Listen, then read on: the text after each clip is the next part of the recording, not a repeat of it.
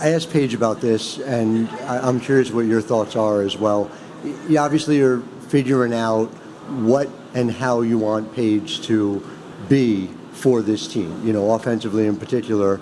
I know it's opponent specific, but just more generally, do you feel like you guys are closer to / found what you want her to be game in, game out in terms of the decisions that she's making, the role that she's playing?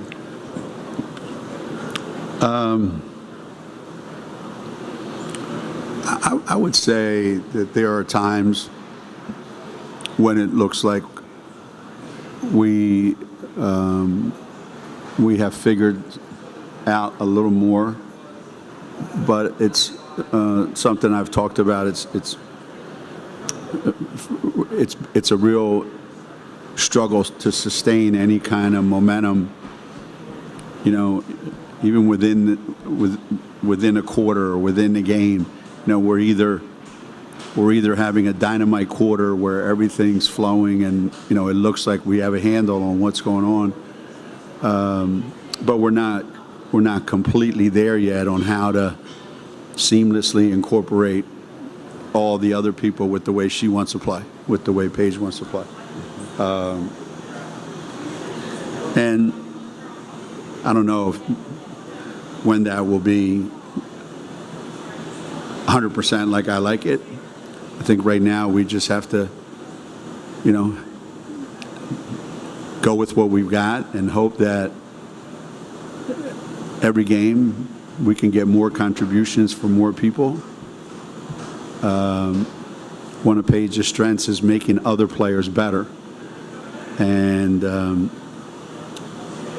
right now that's not happening as much as I would like to see happen. She's making herself better, which is great, but there's not enough flow in our offense where she can, make plays for other people. That's not there. And I hope, that we can get closer to that. And just the only other thing, it's on a different topic, but Tara Vanderveer is 7 wins from 1,200, 9 from passing Coach K. You're, I think, the only person who can speak to this, what that magnitude of that number is, and, just what it means to be able to coach to that level of success. Just if you could take me through what you think that number means specifically in a coaching context. Anybody who is capable of putting up those kind of numbers has obviously benefited from longevity and being consistent. I don't know any coaches that have been able to reach these kinds of milestones that haven't been incredibly consistent, that there's very little variance from year to year to year to year where you can expect certain things from their team. And I think that's probably the one thing that,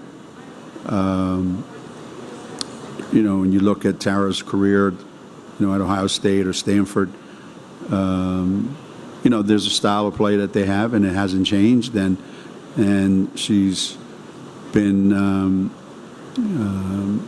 immensely successful, and it obviously is not an easy thing to do, especially in today's day and age and the world that we live in today. So I'm sure she'll be happy once it gets to 1,200. I don't think she'll ever see 1,300, but that's probably not a bad thing. Hey, Geno, good to see you. You've been in this tournament a lot, or the showcase. I think it's the 10th anniversary of it. I don't remember one being this strong with 6 teams that are this good. And just talk about how it's grown in the times that you've been in it, and just how it's, I think, good for the sport having showcases, it seems, every Sunday of really good basketball teams playing each other. I could be wrong, but I remember it starting with, we would play a game here. Then I think it went to it became 2 games, and I think it's the first time that it's been 6 teams. Okay, so it's probably the natural progression of, hey, this is really working. Let's keep adding. I don't know where it goes from there, but everything that the Hall of Fame has tried to do so far has been successful. And the teams that they bring in are incredibly competitive, and certainly today was no different, than the games that were played today. And this early in the season in November, where I don't know that women's basketball is at the forefront of people's mind with what's going on, through the whole college thing and through the NFL thing, and I do believe you have to make some statements and some splash where people will pay attention right away and remind them that basketball season's here. I think the guys have been doing it for a long time, and they've been doing it very successfully. So I think it's appropriate that we followed suit, and we couldn't do it without the Hall of Fame, investing in this event. And the fans obviously are tremendous. They come out. So you got to pick the right place, and you got to pick the right teams, and they seem to have gotten it right. Geno, Paige talked about maybe not putting so much pressure on herself, or maybe not overthinking, and just getting back to having fun playing basketball. Did you talk to her about that, or did you see evidence of that today, that she was maybe a little bit more free and easy out there than she's been?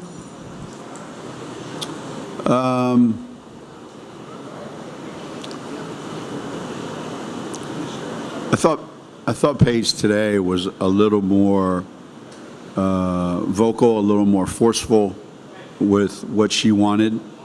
I thought she was more engaged defensively, and she made some big plays defensively, and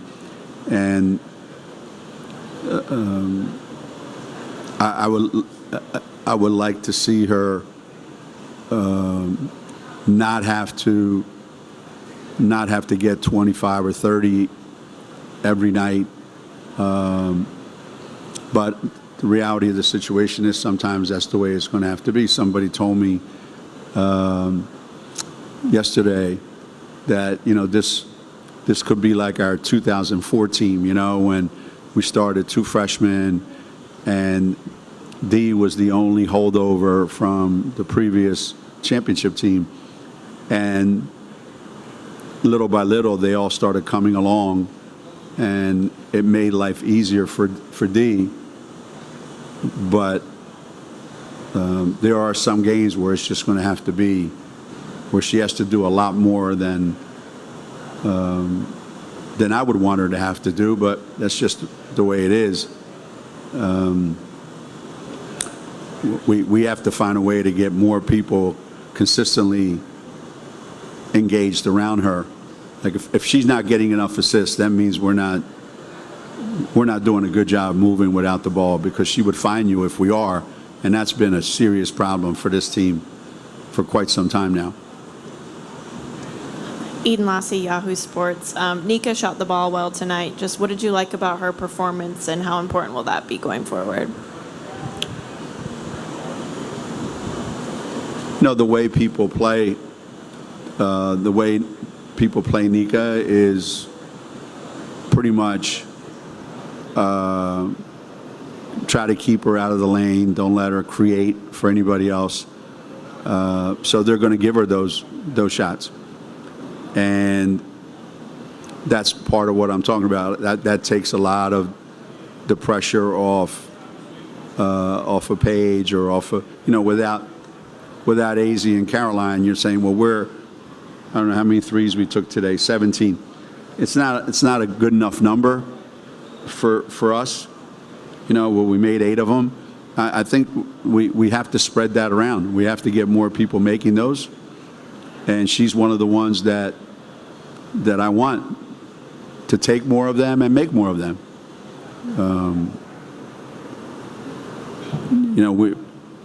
And she has to be a facilitator for ball movement. You know, our two guards had 11 turnovers today.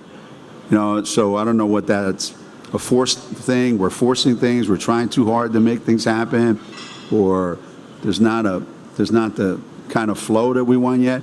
And as that starts to happen, I think there'll be more opportunities for her and KK to get shots up.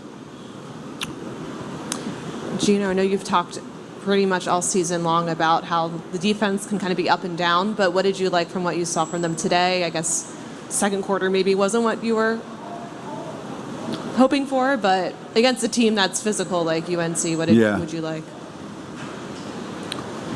Yeah, you look at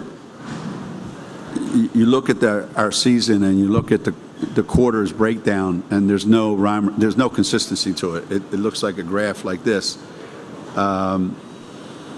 And most of it is tied into our defense, you know, how good our defense. The first quarter, our defense was really, really good. And the second quarter was lousy. And why was it lousy? Well, our offense was lousy. So when you're not running any good offense, your defense is going to be lousy.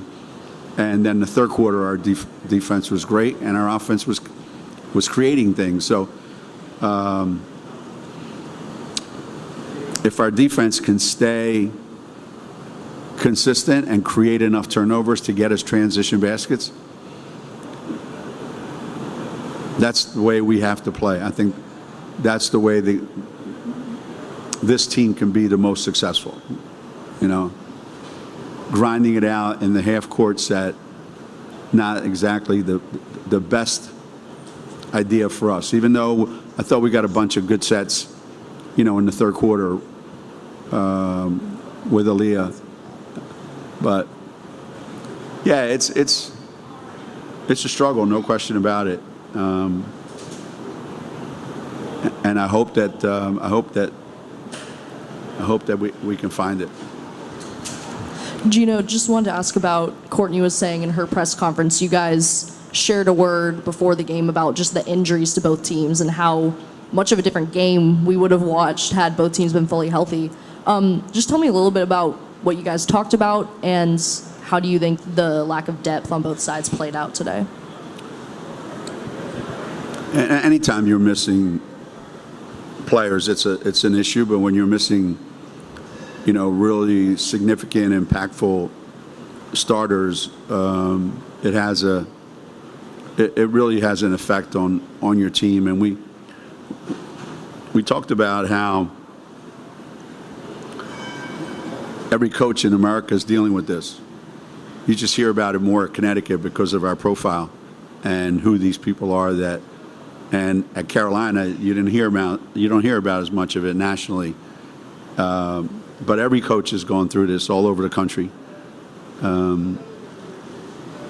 I wish I had, you know, we talked about it. I wish coaches had an answer for why, but we don't. And unfortunately, the teams that you think you're going to be watching next week, next month, 2 months from now, may not look at all like they look today. And that's just part of the game right now. It's a big part of the game right now. Nika mentioned that the communication was on high today. Did you also Communication was what? high? Was really good today. Did you also notice that, and how important Not is that between me and her, it wasn't. between the players? How important is that to building that consistency on the court? As I said, you can tell each quarter by looking at our stats, and even though stats aren't always true, you can tell by what kind of communication we have, by how many points we score each quarter. So, yeah, our communication was great in the third quarter, but not so great in the fourth quarter. And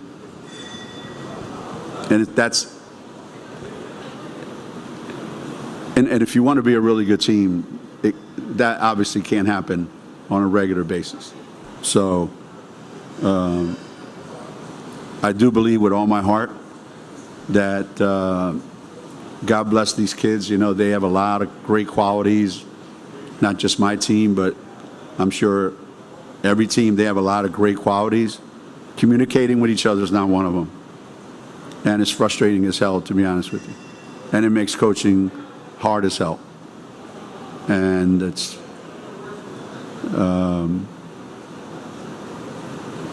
an epidemic right now among college athletes. And hopefully, we can find a cure for it. Geno, the four-guard offense, the ball seemed to move really well with it today. But, of course, with that comes the rebounding issues. What's your mix and match? And would you prefer to play it more? You're hoping maybe an Aubrey can get that consistency she needs to play that spot. How are you looking at the lineups you're using right now? Well, we have to win the math battle, right? So they're probably going to get more rebounds than we are. We have to force more turnovers.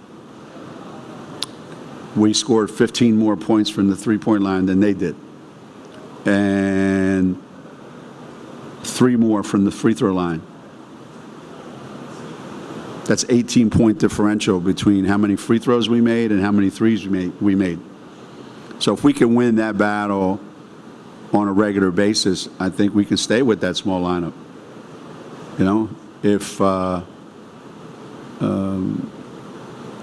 we can generate more quickness and more aggressiveness offensively and defensively, because we have more ways to play with that small lineup, then we can stay with it. I don't know that we can stay with it for 40 minutes every night, and I don't intend to. But knowing that we can do that, you need to be able to, I think, kind of mix and match as there are certain lineups that we have on the floor that are god-awful. And sometimes you have to have them out there, and we couldn't win any games with that lineup. And there's certain lineups that are going to look great, and it's going to flow, and the defense is going to work, the offense is going to work, the ball is going to move.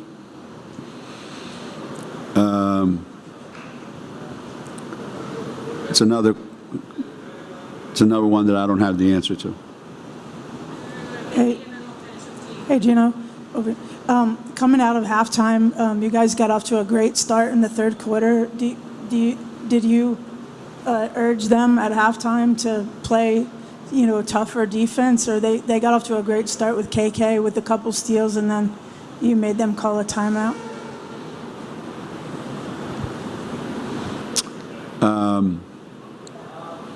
I didn't really say much at halftime,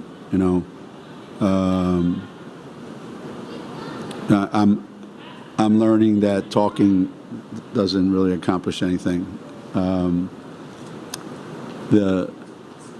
At some point, the players realize we have to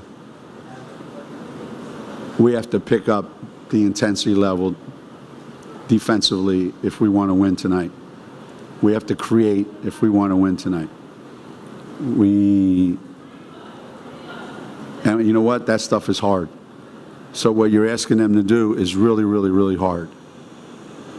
And doing hard things on a regular basis, consistent basis.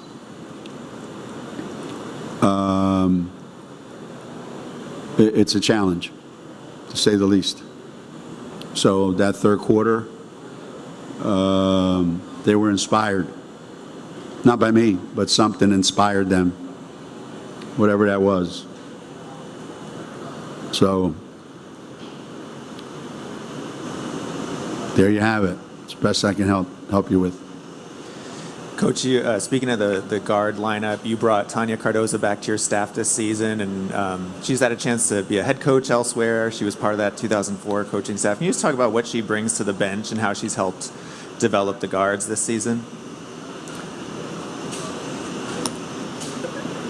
Tanya now gives us 3 of our 4 assistants that have been head coaches.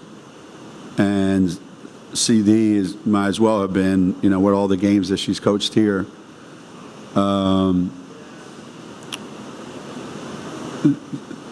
I think once you've been a head coach and you come back to be an assistant, I think you have a different perspective on what your role is and how you can help the team and how you can help the players. Tanya's a great teacher of the game. She has tremendous rapport with the players.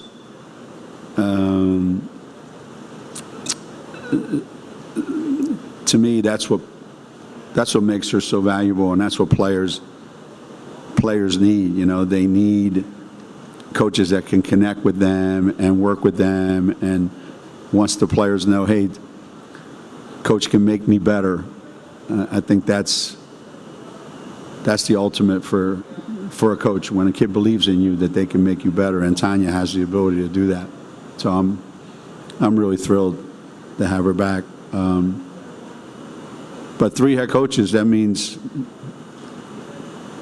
there's three more chiefs in the kitchen, which I don't mind, because they're wrong too, so it doesn't matter.